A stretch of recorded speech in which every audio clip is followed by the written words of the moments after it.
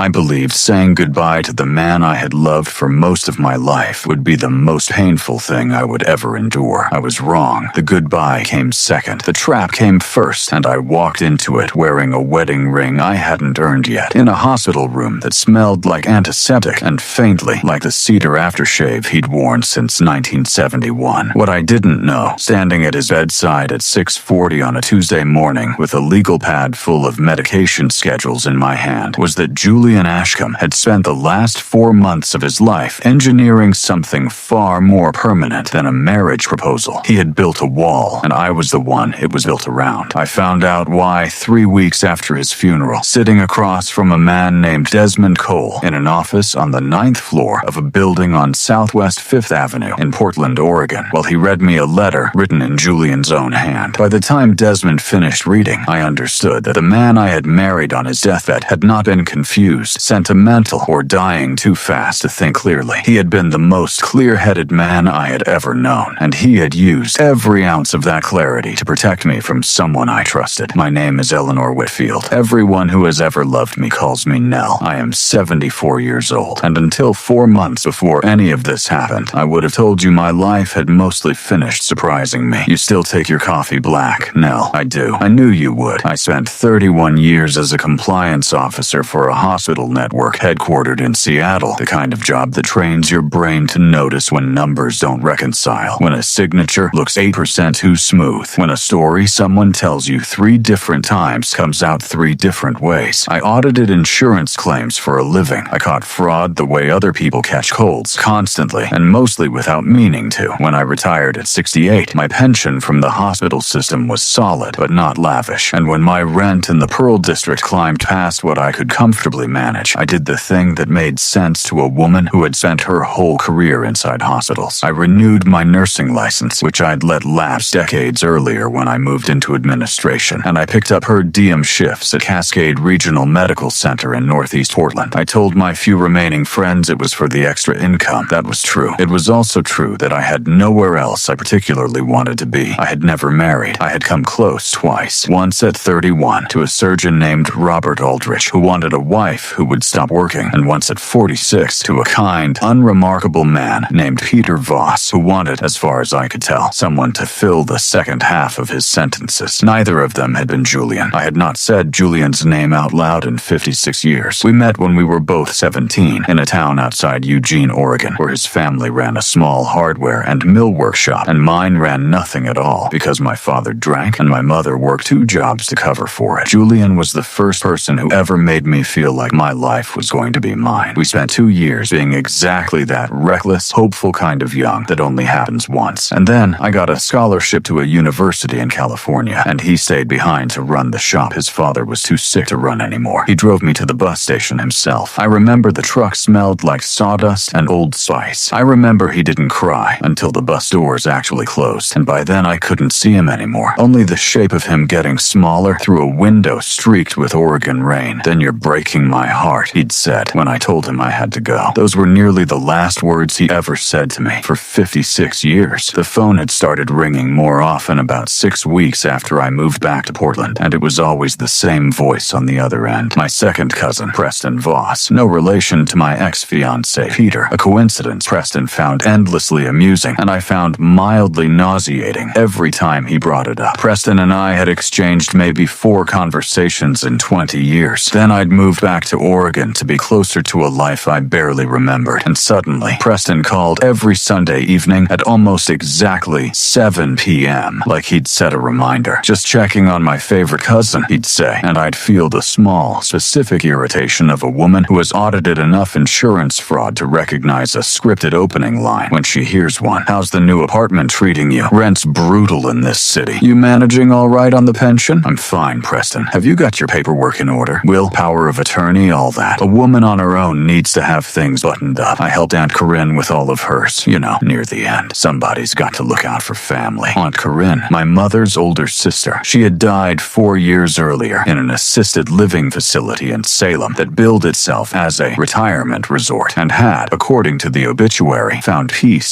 surrounded by loving family. What the obituary hadn't mentioned was that Corinne died with $340 in her checking account and a reverse mortgage mortgage on a house that should have sold for close to $400,000. A house Preston had power of attorney over during the final 18 months of her life. I had noticed that discrepancy at the time. I had told myself it wasn't my business. I was starting to understand that had been a mistake. Room 220 was on the third floor of Cascade Regional's long-term care wing, and I had pushed my supply cart past it every shift for 2 weeks before I was assigned to it directly. It was 7:52 on a Tuesday morning when I opened the door, chart in hand, reciting the admission notes to myself the way I always did before meeting a new patient. Male, 76, stage 4 pancreatic cancer, admitted for palliative management. Name on the intake sheet, Julian R. Ashcombe. I told myself it was a common enough name. I told myself that right up until I looked up from the chart and saw his face. 56 years had thinned him, had silvered his hair, and carved lines into skin that used to be smooth enough that I remembered exactly the way it felt under my palm. But his eyes were the same, pale gray, steady, patient in a way that had nothing to do with illness. He smiled at me like he'd been expecting me for weeks, which, it turned out, he had. "Hello, Nell," he said. I did not drop the chart. I want that on the record. My hands shook, and my throat closed, and I stood in the doorway of room 220, feeling 56 years compress into the width of a single breath. But I didn't drop the chart. Some habits outlast even heartbreak. "Julian," I finally managed. "Oh my God, Julian, I moved my care here 3 weeks ago," he said before I could ask. "I heard you'd come back to Portland. I wanted to see you. I know that's a strange thing to admit to a woman you haven't spoken to in half a century." It was strange. I noticed it was strange the way I noticed everything. Filed it, flagged it, told myself I'd come back to it later. A man with stage 4 cancer, with access to any hospital and any oncologist in the Pacific Northwest, had specifically transferred his care to the exact hospital where I happened to work. I clocked it the same way I used to clock a claim that had been submitted 11 times in slightly different amounts. Something here had been arranged. I just didn't yet understand why, or by whom, or for whose protection. I told myself it was romantic. Later, I would learn it was strategic. It turned out, in Julian's case, it was both. Over the following weeks, I found reasons to be in room 220. Oh, that had less and less to do with my assigned rounds. I brought him water he didn't need. I checked vitals that hadn't changed. I sat with him in the 10 minutes between shift changes, and then in the 20 minutes I wasn't supposed to take. And eventually, the head nurse, a sharp, kind woman named Priya Nakamura, simply started assigning me to his room without either of us discussing it. "You still take your coffee black, Nell?" he asked me once on a Thursday afternoon, with the rain doing its slow gray work against the window. "I do." "I knew you would." We talked about the 56 years, like two people comparing notes on a book they'd both read separately. He had grown the hardware shop into Ashcombe Fine Woodworking, a bespoke furniture company that had, by the time I met him again, built cabinetry for 3 James Beard-nominated restaurants in Portland and a dining table that had once appeared, unbeknownst to him until a customer mentioned it, in the background of a magazine spread about a senator's Lake Oswego home. He had never married. There had been women, he said, good women, but none of them had been me, and he said it the way you state a fact rather than a compliment, which somehow made it land harder. I told him about the hospital network, about the audits, about the particular satisfaction of catching a fraudulent claim 11 months into a pattern nobody else had noticed. He listened to all of it with the specific, focused attention of a man rationing his remaining hours and choosing deliberately to spend them on me. There was something underneath his calm that I couldn't place at first. Most patients facing what Julian was facing carried some version of fear or anger or the particular exhausted grief of people running out of time before they've run out of things to say. Julian didn't have that. Julian had the settled patience of a man who was waiting for one specific thing to happen and who believed, with total confidence, that it would. "Do you have family nearby, Nell?" he asked me one afternoon, apropos of nothing. "Anyone helping you get settled?" "Just a distant cousin, Preston. He's been calling more since I moved back." Something moved across Julian's face, quick, controlled, gone before I could fully register it. His jaw tightened for exactly 1 second. Then he exhaled and asked me something else entirely, about the Willamette Valley in autumn, and I let the moment pass, the way I had let so many moments pass in my life, because examining it would have meant admitting something I wasn't ready to admit. I did not yet know that Julian Ashcombe had spent 3 weeks before he ever transferred his care to Cascade Regional, learning everything there was to learn about my cousin, Preston Voss. Preston's calls grew more specific that same week, as though some invisible clock had started running down for both men at once. "Are you seeing anyone, Nell? You shouldn't be handling everything on your own at your age. I'm managing managing fine. You've made a will, though. Somebody responsible should be named. I helped Aunt Corinne with all of hers. She was very grateful,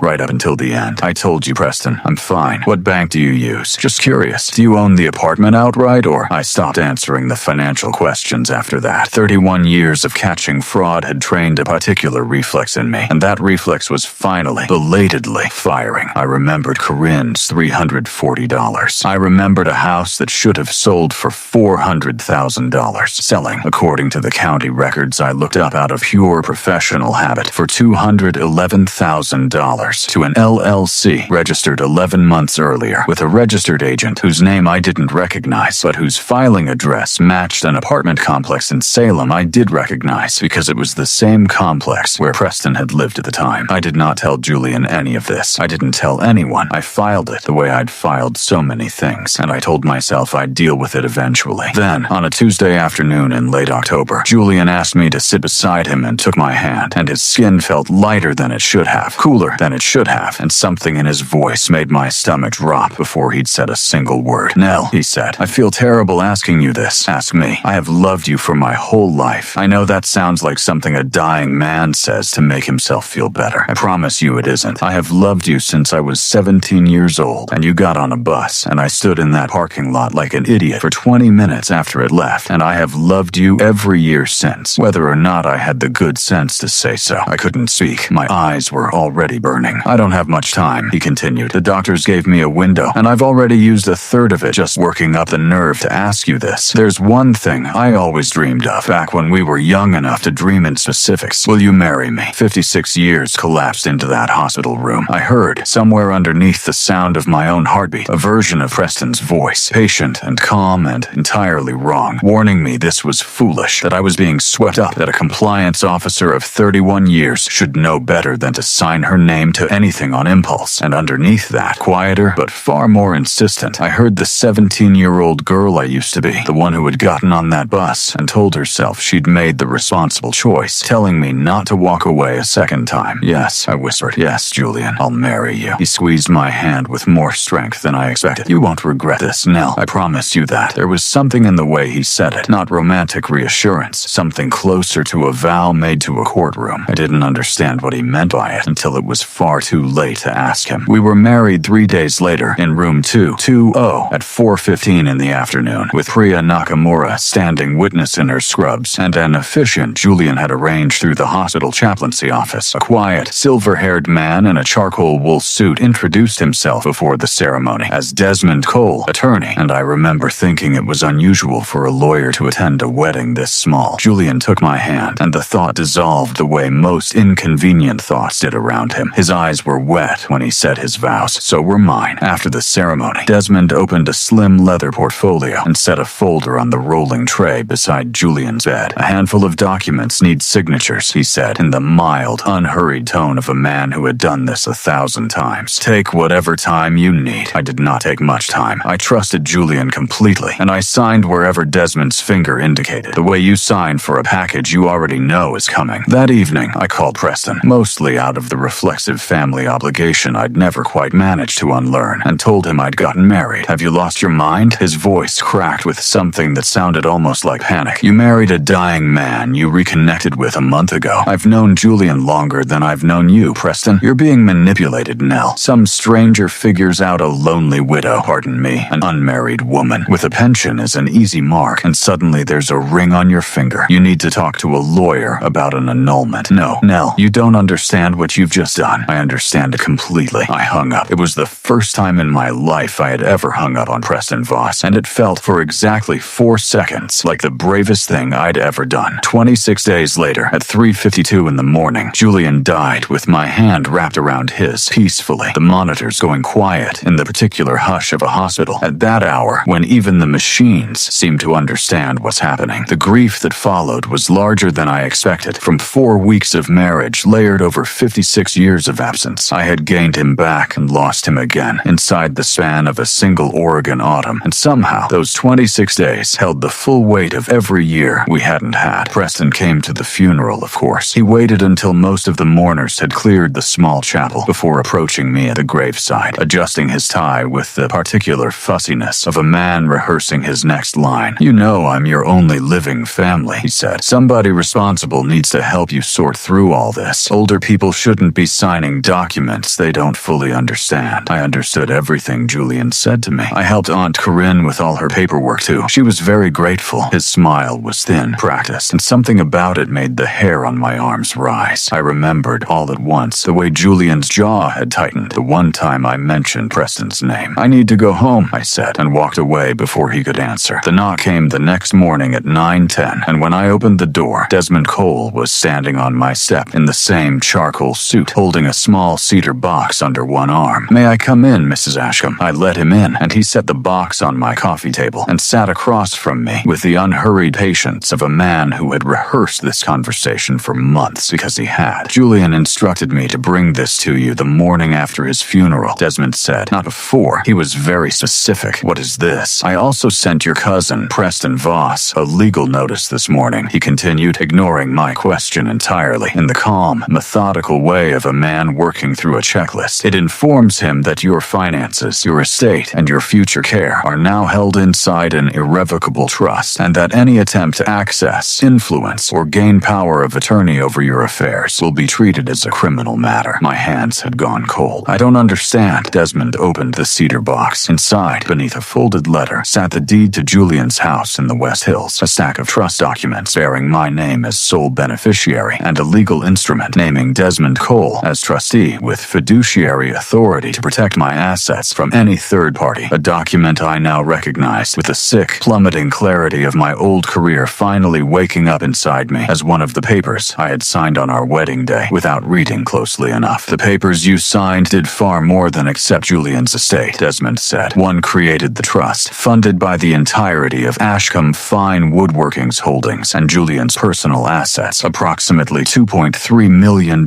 net of the business sale that closed 11 days before he passed. Another grants me legal authority to intervene on your behalf in any financial or medical matter, specifically so that no one," and Julian was explicit about this clause, "could pressure you into signing away control of your own life." "He built this," I said slowly, "before he even knew I'd say yes. He built it the week he transferred his care to Cascade Regional," Desmond said. "Marrying you gave the structure legal teeth it wouldn't have had otherwise." He was very precise about the order of operations. "Julian Ashcombe did not make an impulsive decision in this entire process, Mrs. Ashcombe. Not one." I pressed my hand against my mouth. "Read me the letter." Desmond unfolded the page and read it exactly as written, in Julian's own voice, which I could still hear perfectly after 56 years. "My dearest Nell, please forgive me. I built a trap. You were never the one I meant to catch." The letter explained everything Julian had never said aloud. He had known my Aunt Corinne. She'd been a customer at a hardware shop for close to 40 years, and somewhere along the way, a customer had become a friend. Julian had noticed the irregularities in her accounts years before her death, had gently tried to warn her about Preston's growing control over her finances, and had been told kindly but firmly that family looks after family, and that Julian should mind his own. He had never forgotten it, and when he learned, through the small, gossiping network of a town that hadn't forgotten him either, that I had returned to Oregon, and that Preston Voss had started calling his long-lost cousin every Sunday evening at 7 p.m. sharp, Julian understood immediately what he was watching unfold, because he had watched an earlier version of it destroy a woman he'd cared about. He knew, I whispered. He knew Preston was circling me before I understood it myself. "He knew," Desmond confirmed. "That's why he arranged the transfer to your hospital. He wanted to see you again." That part was true, and he told me so more than once, with more feeling than I generally get from clients. But he also intended to build something around you, before Preston got the chance to build something around your finances instead. The wedding hadn't been the fevered decision of a dying man clinging to a lost love, though it had been that too. It had also been the single most deliberate legal maneuver of Julian Ashcombe's life. He had folded his estate into an irrevocable trust, appointed an attorney with explicit instructions to shield me from undue influence, and left instructions that the notice to Preston go out the morning after the funeral, not sooner, so Preston would have no time to intervene, and not later, so he would have no room to maneuver once he understood. The ground beneath him had already shifted. "The trap was never meant for me," I said. "No," Desmond said, closing the cedar box gently. "It was built for him. Preston showed up at my apartment 3 days later at 5:40 in the evening, carrying a manila folder full of threats he never got the chance to make good on because Desmond Cole happened to be sitting at my kitchen table, finishing a cup of tea when the knock came. "Every document is airtight," Desmond told him, in the same unhurried voice he seemed to use for everything, from wedding logistics to legal warfare. "You're welcome to challenge the trust in court, Mr. Voss. I'd encourage you to consider what discovery would surface about a certain reverse mortgage and a certain LLC before you do." Preston's face went the color of old paper. He knew, in that instant, exactly what discovery would find, because I had already handed Desmond the county records myself 2 nights earlier. The $211,000 sale. The LLC registered 11 months before Corinne's death. The filing address that traced back to Preston's own apartment complex in Salem. He looked at me with something that had curdled from charm into pure, undisguised contempt. "You foolish old woman." I looked back at him and felt, for the first time in this entire ordeal, no fear at all. "No, Preston," I said. "I'm a woman who was deeply loved by a man clever enough to see you coming from 4 months away. There's a difference, and I don't think you've ever understood what it is." He left without another word. Desmond later confirmed that the Marion County District Attorney's Office had opened a preliminary financial abuse inquiry into Corinne's estate, prompted by the documentation Julian had quietly compiled and left in Desmond's file before he ever proposed to me. Evidence he had gathered, I would learn, specifically so it would be ready the moment it was needed, whether or not he lived to see it used. That spring, I moved into the house in the West Hills, Julian's house, mine now, with wide windows that caught the morning light exactly the way he described in the letters I found tucked in the back of his study. 41 of them, one for nearly every year we'd been apart, each one addressed to me and never sent, because he said in the last one that he'd been waiting for a reason good enough to send them all at once. Every Sunday morning, at the same hour Preston used to call, I make a cup of black coffee and sit by that window and read one. Some described the shop, the slow satisfaction of learning to build furniture that would outlast him. Others describe a life he imagined we might have had, in specific, tender detail. A kitchen table he'd have built me, a dog we'd have argued over naming, an anniversary he'd have marked every year without fail. Most of them simply say he hoped, wherever I was, that I was happy. For decades, I believed love had simply passed me by on its way to somebody else's life. It hadn't. It had waited 56 years, patient and stubborn, and quietly building a case in my defense the entire time, for me to finally come home to it. And even after Julian was gone, it found one last way to close its arms around me, not with an embrace, but with a trust document, a cedar box, and a lawyer in a charcoal suit who showed up exactly when I needed him, because a dying man had made absolutely certain that he would.